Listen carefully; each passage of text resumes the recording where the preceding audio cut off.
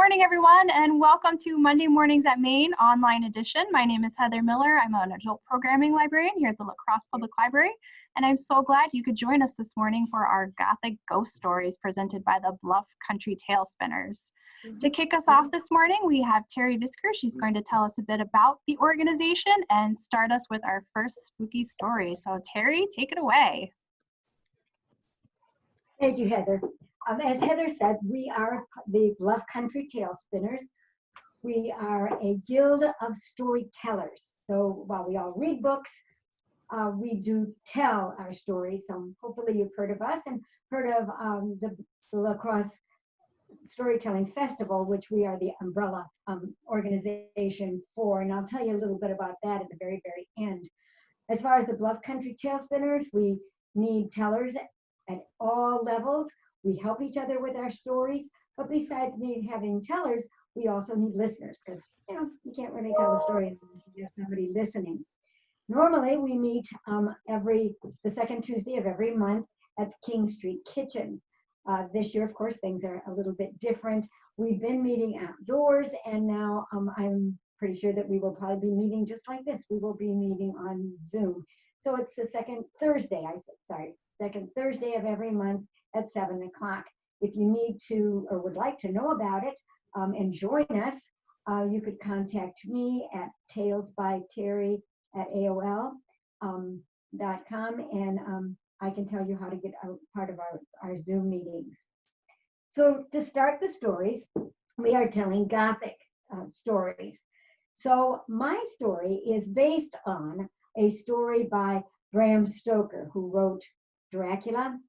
That story is called The Judge's House. I read it several years ago, and it was quite long to tell or to read for any of the programs that I was using, but I did love the story. And so I took the main parts of the story and changed it, modernized it a bit, and kind of made it my own.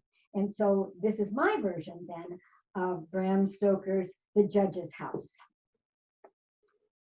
Peabody's house, Peabody's tomb.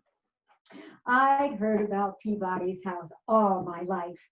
My mother would say, if I ever hear that you even thought about going there, well, you know what you do.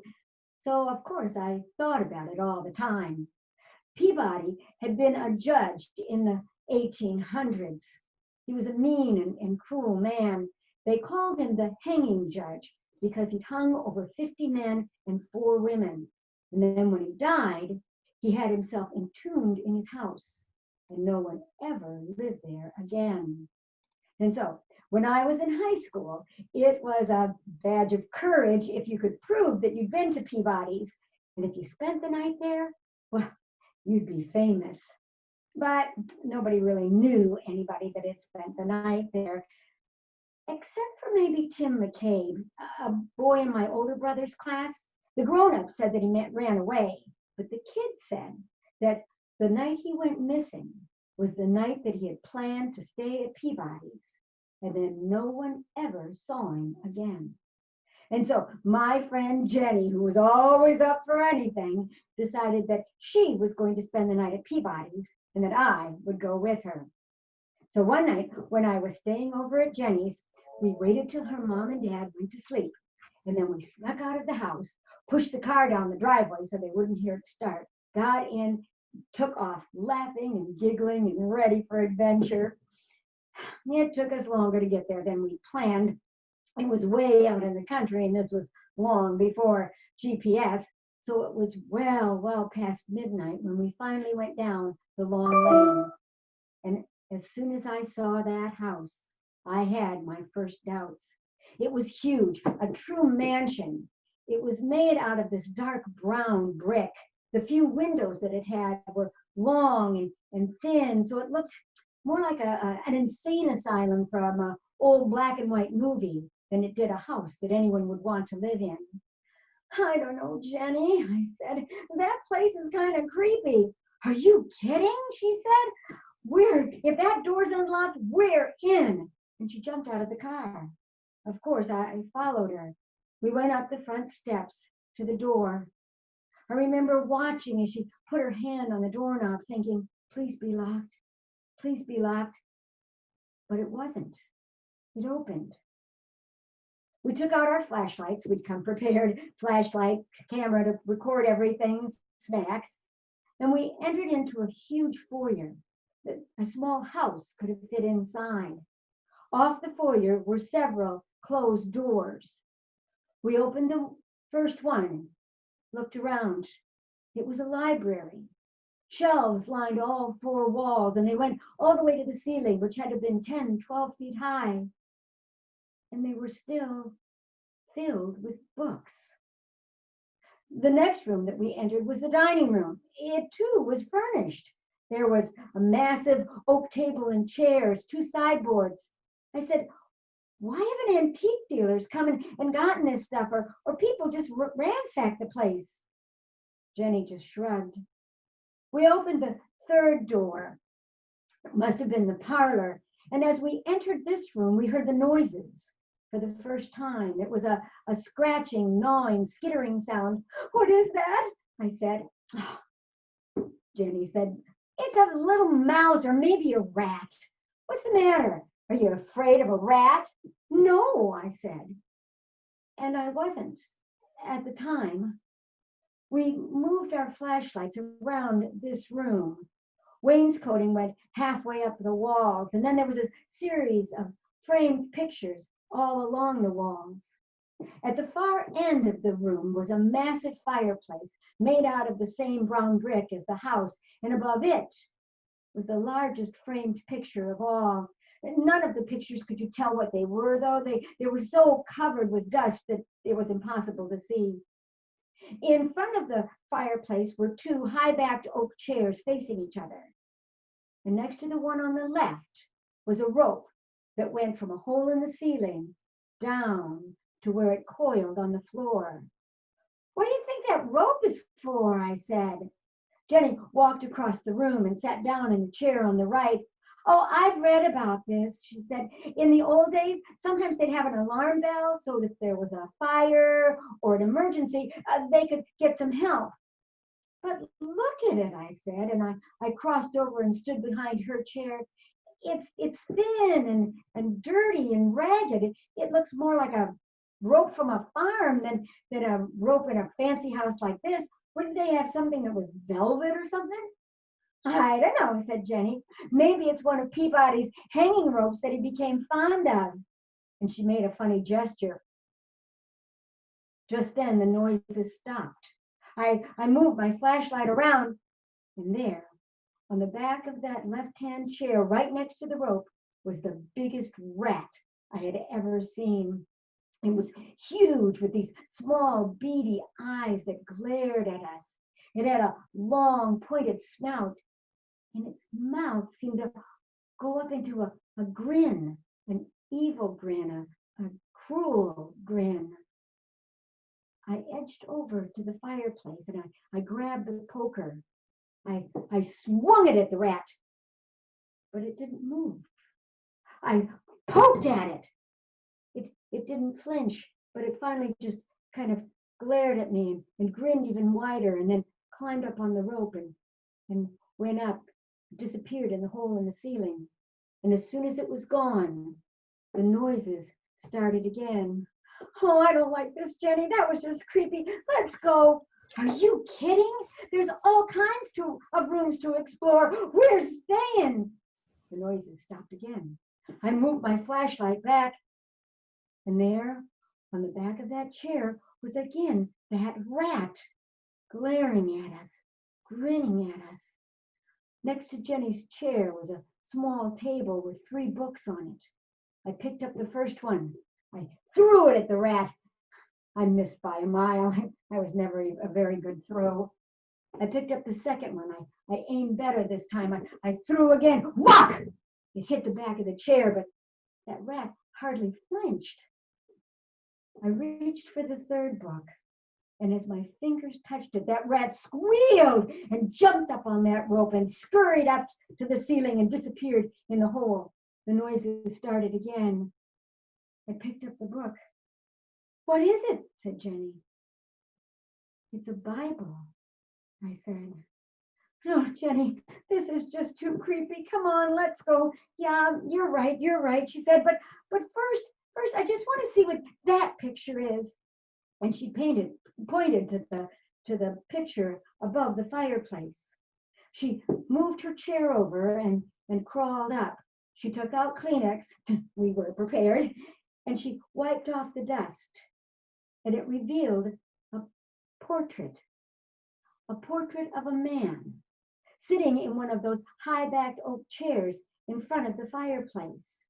He had small, beady eyes, just like the rats, and his nose was pointed and long like the beak of a bird of prey. His mouth was straight across in a stern line. He was wearing judge's robes, and in his lap was coiled a rope, a hangman's rope. It's Peabody, I said. Jenny got down from her chair for a better look. It is. It's Peabody. Just then, the noises stopped again. I moved my flashlight around, but the rat wasn't on the chair, and Jenny said, "Look." I moved it up to the portrait, but now the figure was gone. Oh, the background was there, the fireplace, the chair, but where the man had been, it was just bare canvas, as though no paint had ever touched it. And then Jenny said, "Oh my," and sat down heavily in her chair.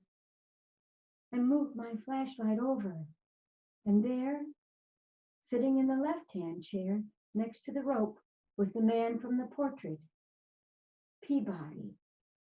He grinned at us with an evil grin, and he grabbed that rope, drew it into his lap, and he began forming a knot. I wanted to run. I truly wanted to run, but it was like I was frozen. I was hypnotized, mesmerized as I watched him form a hangman's noose. And when he was finished, he stood and he lifted that rope up and he took a step forward. Just then I saw movement out of the corner of my eye. I looked over at the rope, and from that hole in the ceiling there poured rats, dozens of rats, climbing down and down that rope until they covered that rope, but more kept coming until they were 2, 3, even 4 thick in some places. And then, because of the weight of the rats, I imagine the rope started to sway back and forth, back and forth. Bong, bong. The sound of the bell took me out of my stupor. I shook Jenny. I said, "Jenny, come on, we gotta run now." And I started running across that room. Jenny was behind me. I knew she was behind me. I went out of that room, down the foyer, out the front door. But then as I got to the steps, I tripped on something. I tumbled down and I knocked myself out. When I came to, it was to red, flashing lights.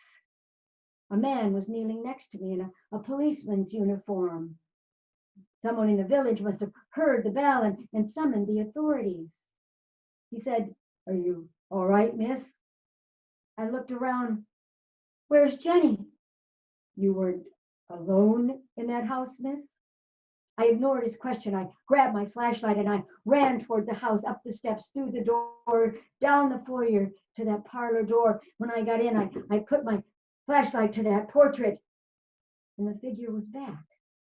Peabody was back with those same beady, glaring eyes, that nose like the beak of a bird of prey. But now, instead of a straight line, his mouth was curved in that evil grin. I moved my flashlight over to the left, and there was Jenny, hanging by that rope, dead. And that's the end of my Gothic tale. Peabody's House, based on Bram Stoker's The Judge's House. And now it is my delight to introduce Steve Harden, another member of the Bluff Country Tale Spinners, who is going to recite The Raven by Edgar Allan Poe. Steve? Thank you, Terry. Once upon a midnight dreary, while I pondered weak and weary over a quaint and curious volume of forgotten lore, while nodding, nearly napping, suddenly there came a tapping as if someone were rapping on my chamber door. "'Tis some visitor," I muttered, rapping at my chamber door. Only this and nothing more.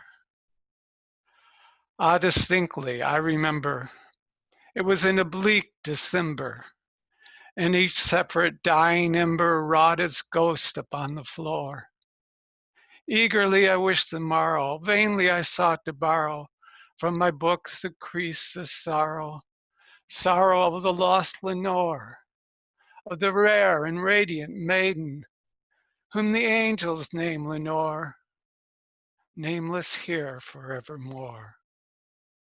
And the silken, sad, uncertain rustling of each purple curtain thrilled me, filled me with fantastic horrors never felt before.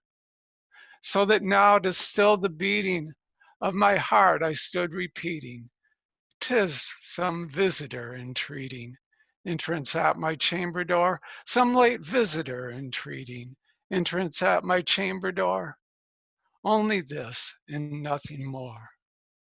Presently my soul grew stronger, hesitating then no longer. "Sir," I said, "or madam, truly, your forgiveness I implore, but the fact was I was napping, and so gently you came rapping, and so lightly you came tapping, that I scarce was sure I heard you. Here I opened wide the door.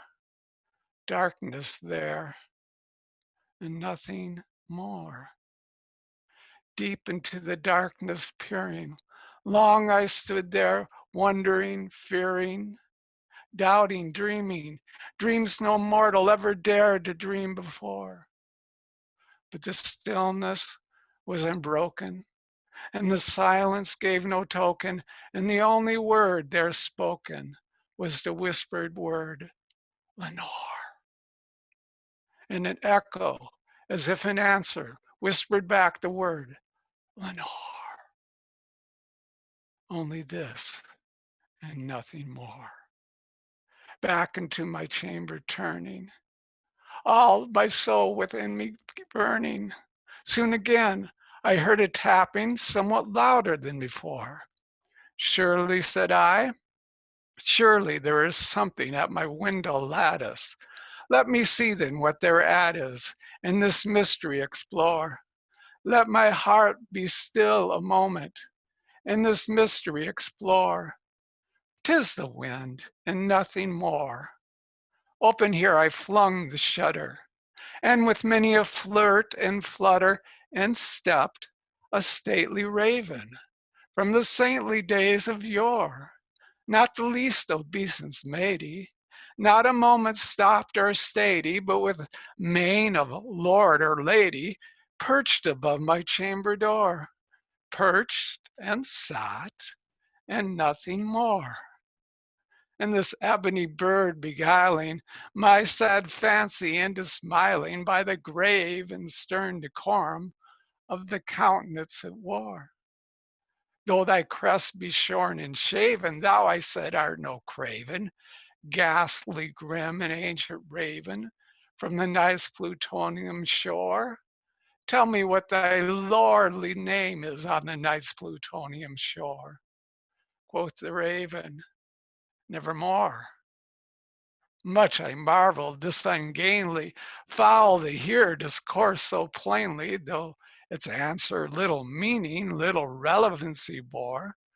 For we cannot help agreeing that no living human being has ever yet been blessed with seeing bird above his chamber door, bird or beast upon the sculptured bust above his chamber door, with such a name as Nevermore.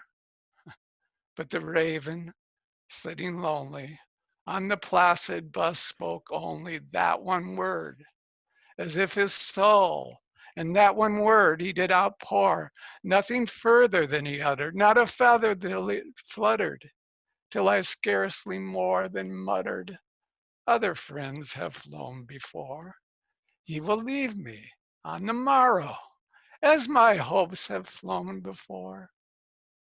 Then the bird said, nevermore, startled by the stillness broken, by reply so aptly spoken.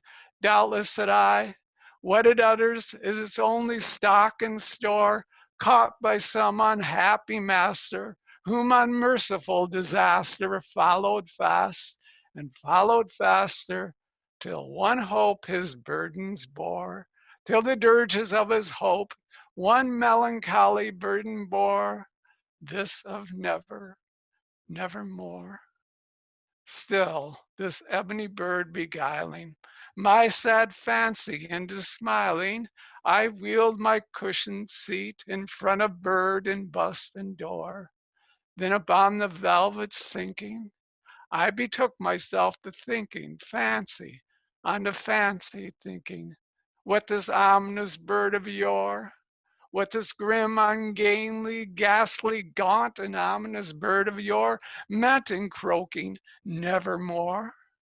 This I sat engaged in guessing, but no syllable expressing to the fowl whose fiery eyes burned into my bosom's core.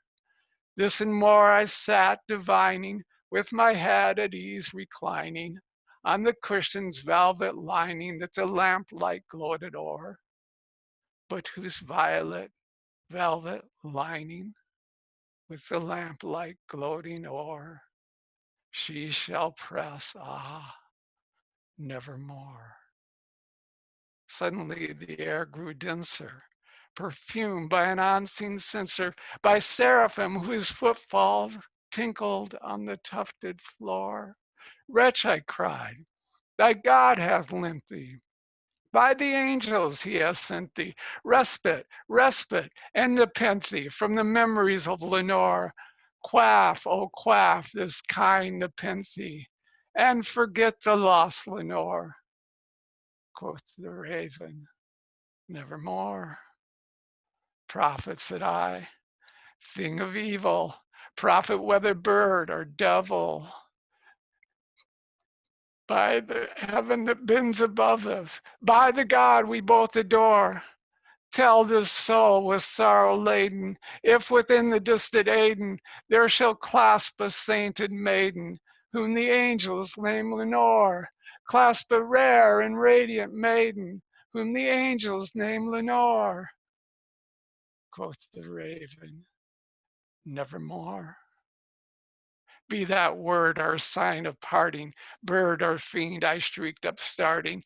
Get thee back into the tempest and the night's plutonian shore. Leave no black plume as a token of the lie thy soul hath spoken.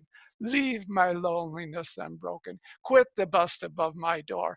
Take thy beak from out my heart and take thy form from off my door. Quoth the raven, nevermore. And that bird, never flitting, still is sitting on the placid bust of Pallas just above my chamber door. And his eyes have all the seeming of a demon's that are dreaming, and the lamplight o'er him streaming throws his shadow on the floor. And my soul, from out that shadow that lies floating on the floor, shall be lifted nevermore. That is, of course, the most popular poem to ever flow from the pen of Poe. Next, we're going to have a far more ancient story, one that's rooted in the Germanic oral tradition. Peter Petersley is going to tell us a tale, a Halloween tale from Germany. Here is Peter with his rendition of the Halloween tale, Godfather Death. Well, thank you, Steve. And that was the greatest version of The Raven I have ever heard. My story does come from Germany a long, long time ago. It's a story about a farmer who was very, very poor. Now, this farmer was poor in money and possessions, but he was very rich in family because he had 12 children and his wife had just given birth to number 13, a boy. And so his wife called the farmer in and said, "Husband, we need to find a godfather for our new son." And the farmer looked at her and said, "I don't know what to do, wife. We've asked everybody we know, all our relatives, all our cousins, all our neighbors. I've run out of people. About the only thing I can do is go out on the road. And as I'm walking along, I'll ask the first person who comes along." And so he did. He was out walking down the road, and pretty soon he saw someone coming toward him far off in the distance. It looked like a glow. It was a white kind of glow. And as the man came closer, he could see that he was dressed all in white.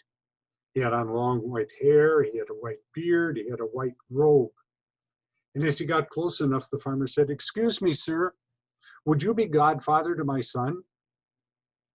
And the man looked at him and said, "Why, I'd be pleased to be godfather to your son." And the man said, "Well, who are you, sir?" And the man looked at him and smiled and he said, "Don't you know? I'm the Lord."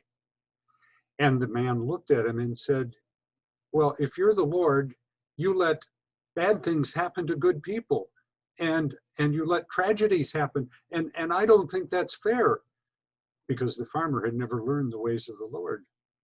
And he said, "Well, I'm sorry, but I'm going to keep looking for somebody to be godfather to my son." And he started walking down the road. Well, he hadn't gone very far when he saw off in the distance a red glow coming toward him now. And as it got closer and closer, he could see that it was a man dressed all in red. Now he had on a red hat, and he had a red suit, red pants, even red shoes. And he said, "Excuse me, sir, would you be godfather to my son?" The man looked at him and he laughed. "Oh, yes, I would be happy to be godfather to your son, and I will see that he's well taken care of." And with that, the farmer asked the man, "Well, who are you, sir?" "You don't know who I am. I am the devil, and I will see that your son has everything he could ever want." And the farmer said, "Well, if you're the devil, you make good people do bad things, and that's not fair, and I want somebody who's fair to be godfather to my son. Thank you, but I'm going to keep looking." And so he walked down the road some more. Well, this time when he looked in the distance, he could see a cloud or a smoke or something coming toward him. And as it got closer, he could see it was a man dressed all in black. And he had black hat, black coat, black shoes. And he was using a sai as a walking stick. And he said, "Excuse me, sir, would you be godfather to my son?" And the man looked at him and said, "Yes, I would be happy to be godfather to your son." And the farmer looked at him and said, "Well, who are you, sir?" "I am death." And the farmer thought for a minute. Now death takes the young and the old, takes the rich and the poor. Death is the fairest I can think of. He said, "Well, the baptism is next Sunday. Can you be there?" And Death said, "Yes, I will be there. But I come on one condition. When the boy turns 16, I want you to bring him back here to this very spot where we first met, and I will have something special for him." Well, the farmer wasn't too happy about that, making a deal with Death, but he thought, death is fair, and I want somebody fair for my son. And so he agreed. And the next week they had the baptism, and the boy grew. And pretty soon he was walking early, and he was talking early, and he was very smart. He went to kindergarten on his 5th birthday. Father thought about the promise he made to Godfather Death. He kind of shuddered a little bit, wondering if he did the right thing. But he knew fair was fair, and so he kept on going. Now the boy grew, he went to kindergarten, he went to school, he was very smart, very talented, and then he had his 10th birthday. Now the father's getting a little more worried about what's going to happen on his 16th. But his son was so talented. He was in sports, he was in music, and then he turned 15, and he was in high school. He was very popular with all the kids. He was excellent in sports and music and talented. He could do anything, and everybody liked him. And then came time for his 16th birthday. Now, the father wasn't too sure about this, but he knew fair was fair. And so he said, "Son, I made a promise to your godfather that I would bring you to the spot where I met him. And today's your birthday, and so we must go." And they walked down the road, and they came to the first spot when they saw somebody, in the second spot, and finally to the spot where he saw Godfather Death for the first time. And sure enough, he was there waiting for them. And he said, "Son, you must come with me alone into the woods." And the father said, "We made a promise, son. You must go with him." And they went into the woods, and they hadn't got in very far when there was a clearing. And all of a sudden there were birds singing, sun was shining, there was a creek running through it. And there were herbs all around the creek. And Godfather Death said, "Son, you will be a very famous physician if you follow my rules. You must go into the patient's room alone. And if you see me standing at the head of the bed, the patient will get better in 3 days if you give them some of the herbs in this clearing. But if you see me standing at the foot of the bed, I am there to take the patient, and they will die that night." "Yes, Godfather, I understand." "But remember, you must never try and trick me." "Oh no, Godfather, I would never do that." And so he collected some of the herbs, and he went out, and he met his father again. Well, his father was so relieved to see that he was still alive, and he was smiling, and he said, Father, I'm going to be a famous doctor." And he did become a very famous doctor. He finished school, he went to college, he went to medical school, and his fame spread throughout the kingdom. Everybody wanted to have this doctor take care of him. Well, the people that lived did. But he always knew what was going to happen. Well, one day, the king himself became very ill. Now, the prime minister had heard about the doctor's reputation, and so he sent for him. And he came to the palace, and the prime minister said, "Well, I must come in with you." He said, "No, the deal is I go in alone. And when I come out, I will tell you what will happen." Well, the prime minister thought for a moment, and he thought, well, we've got guards here. He'll never get away if something happens. And so he let him go in.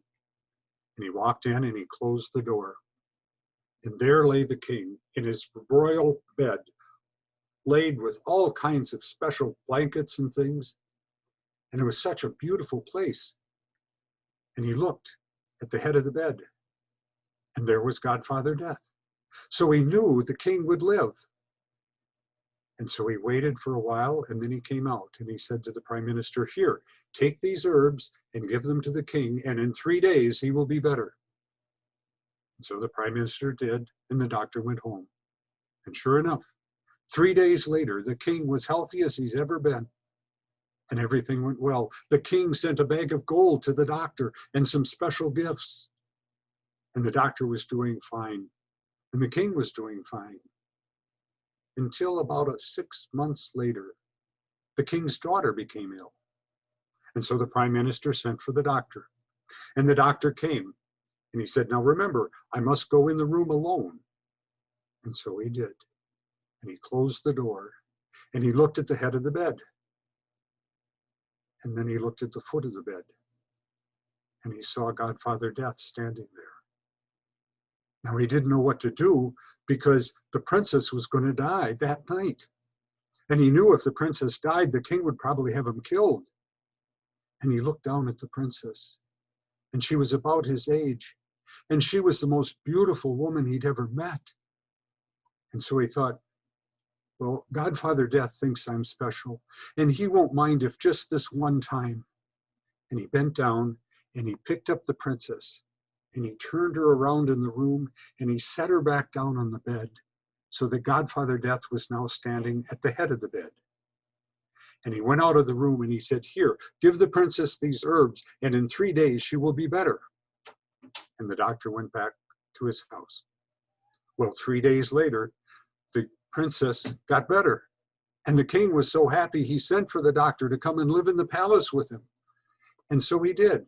And the doctor was living in the palace, and after about a year, the doctor and the princess fell in love and decided to get married. And it was the day before their wedding, and the doctor was up in his room, and Godfather Death appeared. "Come with me, boy." And they walked out of the palace, and they walked down the road to the spot where he first saw Godfather Death. And he took him into the woods. "Come, boy." And they went into the woods, and they hadn't gone very far where there was the clearing. Except this time, there wasn't a stream flowing through it. There weren't any birds singing or any flowers. There was nothing but a big cave. And the doctor and Godfather Death walked into that cave, and they walked down, down, down into the middle of the earth, where there was a huge, huge room. And in that room, on the floor, were millions of candles. And the doctor said, "Well, where are we, Godfather?" "We are in my room." And what are all these candles, Godfather?" "Each one represents a life on earth. The tall ones have a long life to live. The short ones are ready for me to come and take them." Well, where's my candle, Godfather?" the doctor asked. "Look at your feet." And the doctor looked down. And there was a little wick in a puddle of wax, just barely flickering, ready to go out. But Godfather, tomorrow I'm getting married to the princess, and I want to have a long, happy life and children." And he said, "That is your candle." But Godfather, can't you light another one for me?" "No, one has to go out before another one can be lit." And with that, he looked down at his feet, and that little flicker of a flame in the wick sputtered and went out.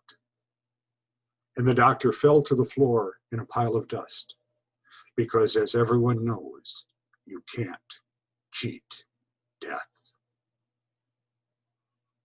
Thank you.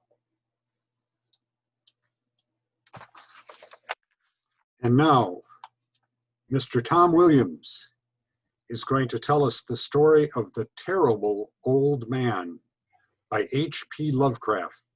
It was written exactly 100 years ago and first published in 1921. Thank you very much, Peter. And as Peter said, yes, this is my version of The Terrible Old Man by H.P. Lovecraft.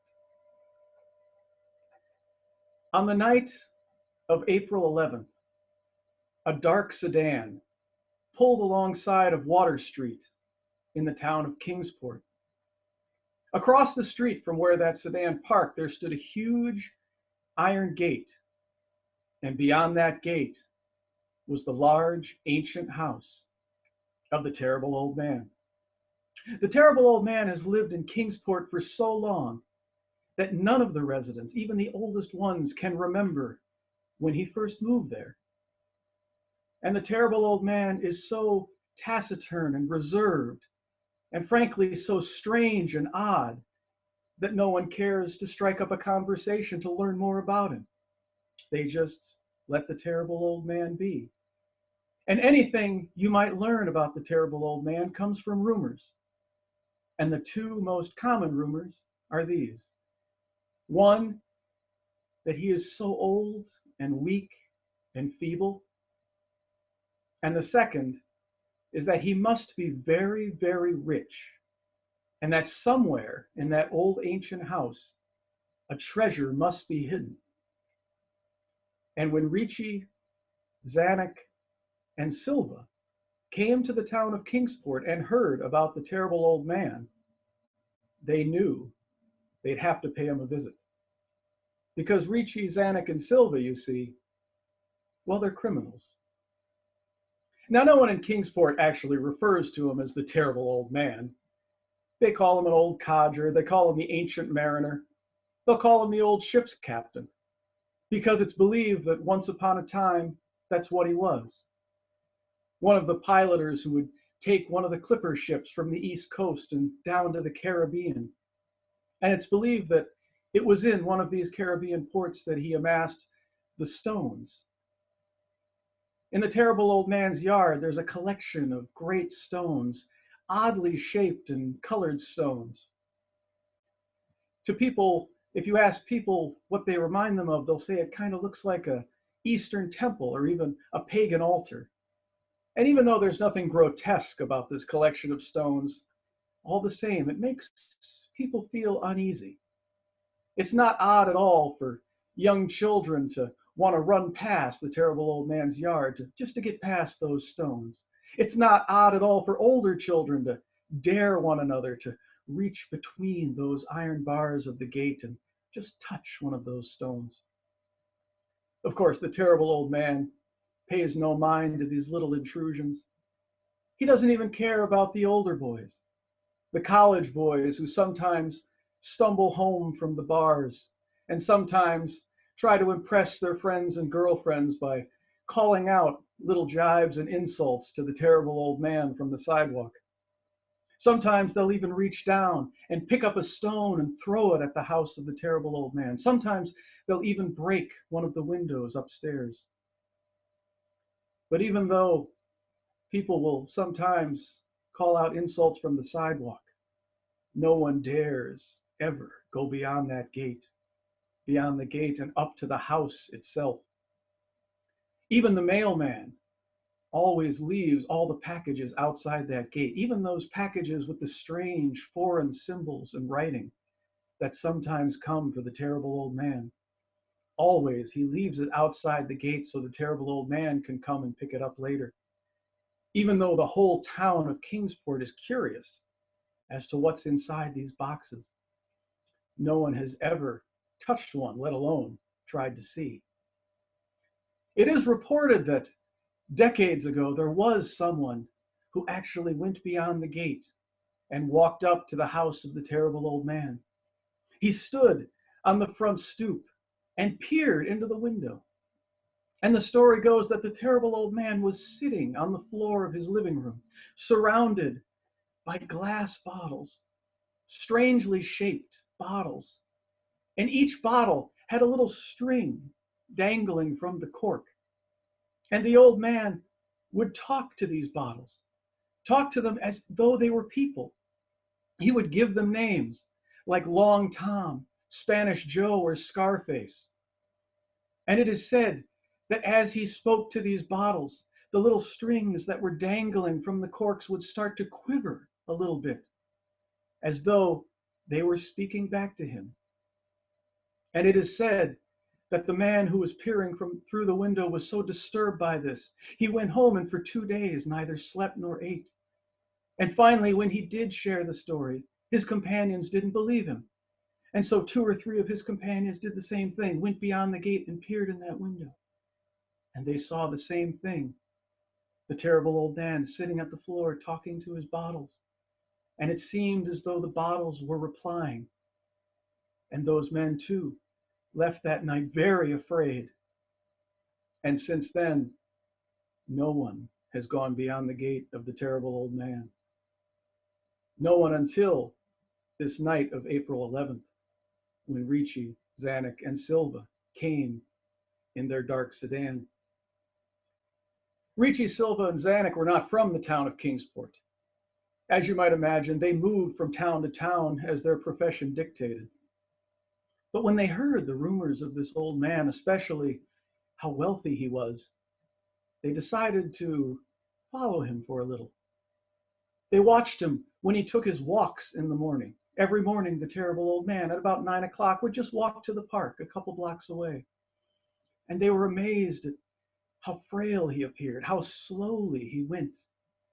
It looked as though if he didn't have that big knotted cane, the wind would just blow him right over. And they followed him to the village store once a week on those occasions when he purchased the necessities for his home.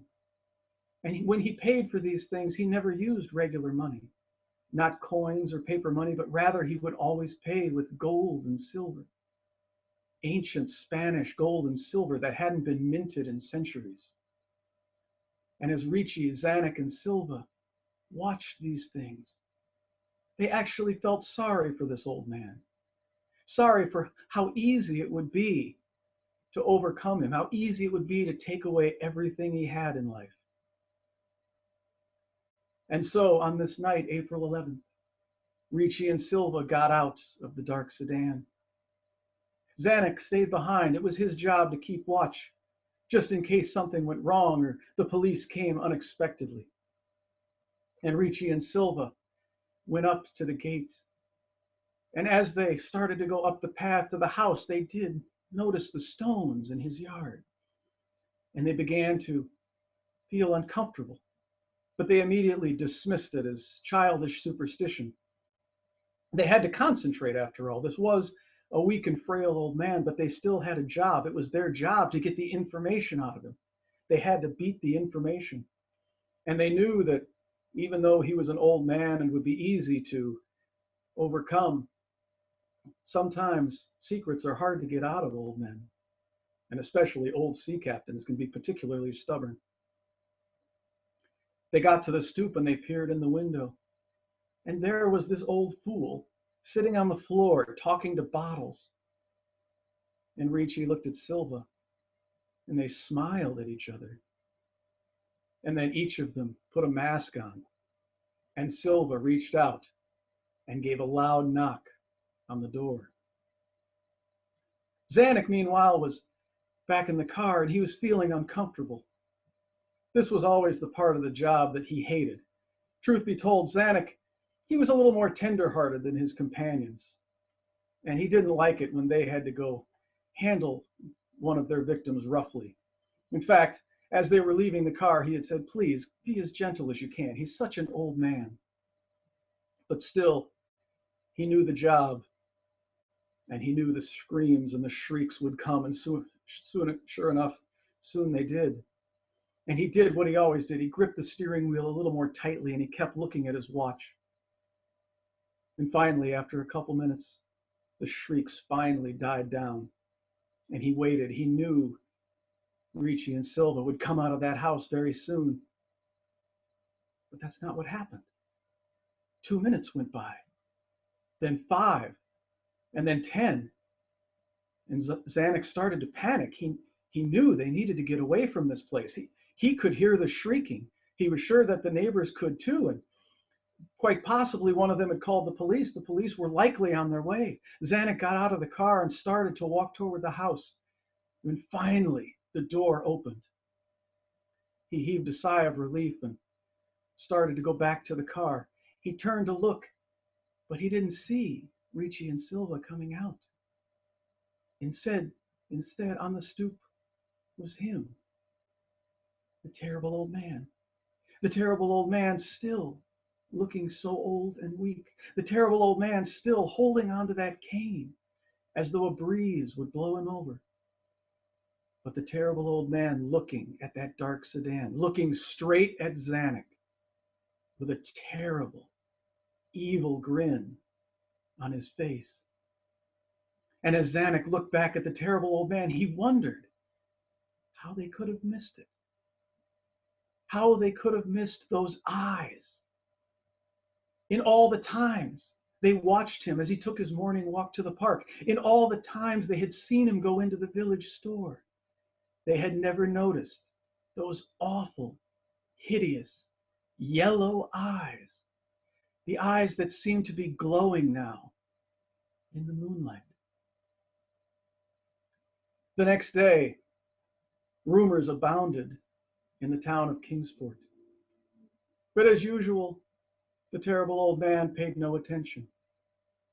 He paid no attention as he took his morning walk and heard his neighbors on Water Street talking about the screaming that they had heard and how the police had come and investigated, but it had been dismissed as just some animal. He also heard when he went to the store the rumors of the 3 bodies that had washed up onto the shore that morning. Bodies that had been mutilated beyond recognition, as though they had been cut by a dozen cutlasses, as though their faces had been stamped out by 100 angry boot heels. The terrible old man stayed taciturn, kept to himself. And when the people saw that none of the rumors affected him in the least, they said to themselves, well, he's an old ship's captain. I'm sure he's seen this and much more back in his day. And then, as always, the people of Kingsport just let the terrible old man be. The end. Well, that was wonderful. Thank you all so much. I know the weather has us a bit confused as to what season it is, but those spooky stories definitely affirm that Halloween is looming large and near. So thank you so much for sharing your talents and expertise with us. That was fabulous. Does anyone